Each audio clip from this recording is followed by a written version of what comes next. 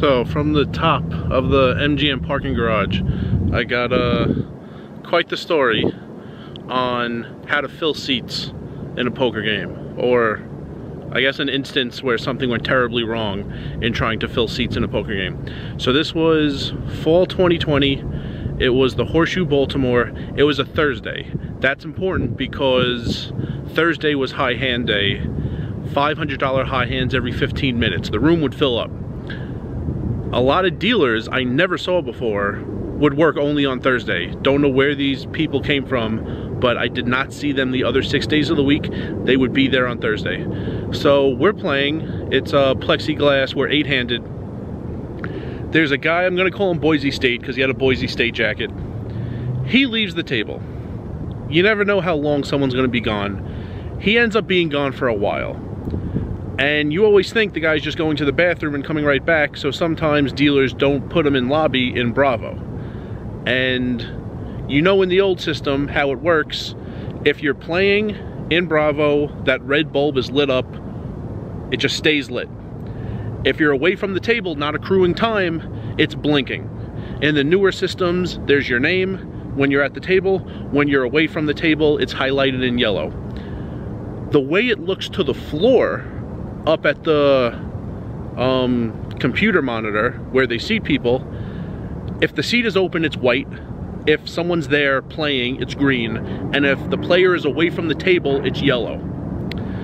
So there were a bunch of tables that were 6-handed. I think there was our table, and there were 3 other tables that were 6-handed. I don't know what this helicopter showed up for.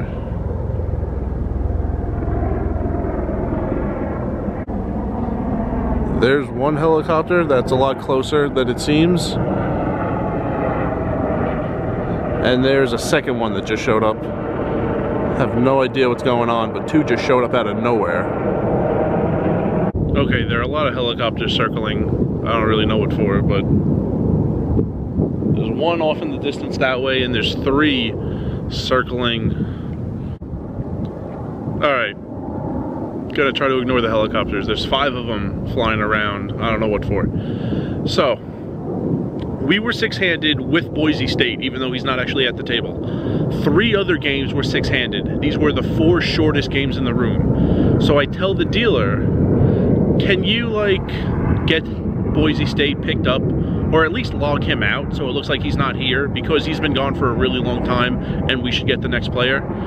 And she says, this like old woman I've never seen before in the room, she says, well, no, they know up there. And I said, it looks like he's here, he's logged in. It looks like we're 6-handed just like everybody else. But the other tables actually have 6 people at the table. They have no idea what's going on. She goes, no, it shows that he's in lobby. So they'll see and they'll send us the next player. And I said, they'll see that his seat is yellow, but they'll just think he's gone for a minute, like he's in the bathroom and he's coming right back. They're not gonna just necessarily send us the next player because he's been gone for so long. They don't know how long he's been gone. She goes, no, they'll see he's in lobby and they'll check to see how long he's been gone. And when they see how long he's been gone, then they'll send us the next player. I said, that has never happened in the history of poker. They'll see 6 seats are not white, 2 seats are white. And just like the other 3 tables that are actually 6-handed, we're really 5-handed. They'll just see 6 seats. And the next player will be sent at random to one of these 4 6-handed tables. He goes, no, they could see up there how long he's been gone. I said, I know they can see how long he's been gone. They will not check to see how long he's been gone. That has never happened in the history of any poker room. So she won't do anything. So, all right, I know exactly what's gonna happen. And this is what happens. A new player shows up, and I see him walk in. I see the floor point to the table they want to send him, and I see him walk to that table. And that table is just to the left of the table I'm playing. So I say to the dealer, you see him walking to this table? He just walked in, and he's getting sat at that table, not our table. She goes, oh, but they're 6-handed. They have more players than us. He should be coming to this table. And I said, I know. Exactly what's happening right now is exactly what I was trying to avoid. So it's amazing.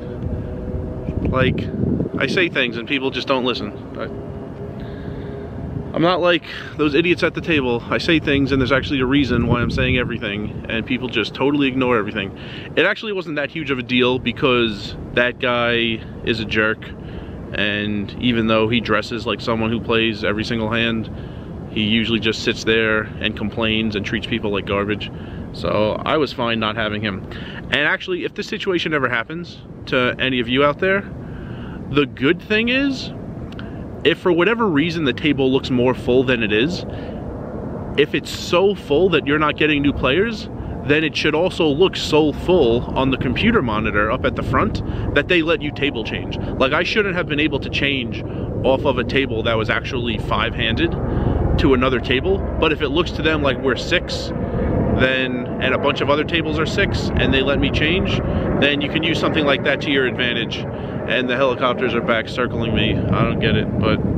So, like happens plenty often, I anticipate exactly what's gonna happen. I try to avoid exactly that scenario, and somehow I get stopped. Alright, now it's like an all-black helicopter. I mean, McCarran is right there. I just don't know why all of a sudden there's a ton of helicopters, you know, leaving the airfield.